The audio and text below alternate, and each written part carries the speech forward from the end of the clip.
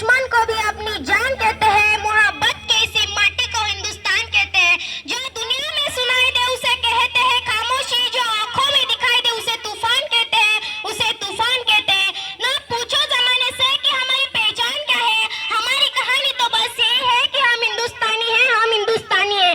परम माननीय मुख्य अतिथि पाटिल सर, सभी शिक्षक, गांव से पधारे हुए गणमाननीय व्यक्ति और मेरे छोटे भाई और बहनों, आप सभी को 15 अगस्त की हार्दिक शुभकामनाएं। मैं रूपाली राजू मीरा से, मैं 8वीं कक्षा में पढ़ती हूँ। मैं आज राष्ट्र निर्माण और देश प्रेम के उपलक्ष्य में अपने कुछ विचार आप सभी के साथ साझा करना चाहती हूँ। आजादी का असली मतलब तो वही समझ सकता है जिसने कभी गुलामी की हो।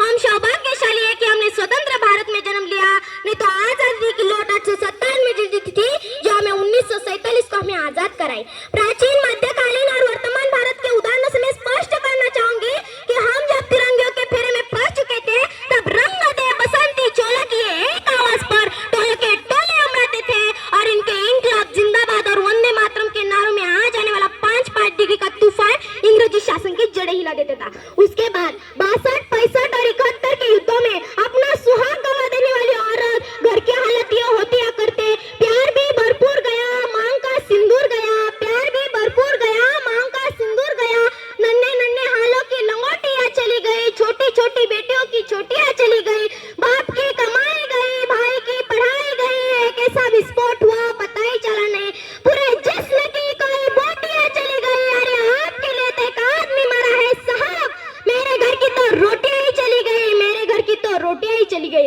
इस तरह पूरा परिवार अपनी देशभक्ति साबित कर रहा होता है। तब देश बलिदान मांगता था, तब देश लड़ जाने को कहता था, तब देश मर जाने को, मिट जाने को, फांसी पर चढ़ने को कहता था। किंतु आज देश लड़ जाने को नहीं कहता, आज देश मर जाने को, मिट जाने को, फांसी पर चढ़ने को कहता है। लेकिन मेरे विचारों में यदि कोई व्यक्ति अपना काम पूरी मेहनत, पूरी लगन और पूरी ईमानदारी से करे तो वही सच्चा देशभक्ति है। मैं नहीं मानती कि फेसबुक, व्हाट्सएप और इंस्टाग्राम के डीपी को तीर रंग में रंगना ही देशभक्ति है। यदि आप कहेंगे कि वर्ष में 2 बार तिरंगा हाथ में लेना ही देशभक्ति है, तो मैं पूछना चाहूंगी कि फुटपाथ पर रहने वाला बच्चा ट्रैफिक की छाव में नंगे पांव में जब तिरंगा बेच रहा होता है, तब आप उसे उसकी देशभक्ति कहेंगे?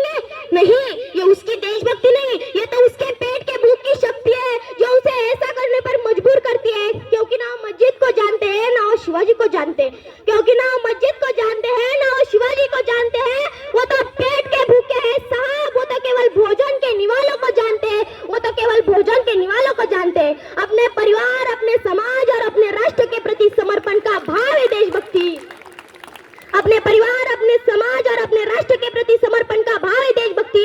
हर देशद्रोही के जीवन में आने वाला तूफान है सच्ची देशभक्ति, क्योंकि हर देशद्रोही को समझ सके अगर तू परिंदा है तो ये आसमान तेरा है, अगर तू परिंदा है तो ये आसमान तेरा है, अगर तू दरिंदा है तो ये शमशान तेरा है, अगर तू दरिंदा है तो ये शमशान तेरा है। भाई तरह से रहना है तो तू रहे, वरना ये कब्र भी तेरी है और ये कब्रिस्तान भी तेरा है। और अब मैं अपने मसादू महिला सुरक्षा के मामले में हम आज चौथे मैदान पर आते।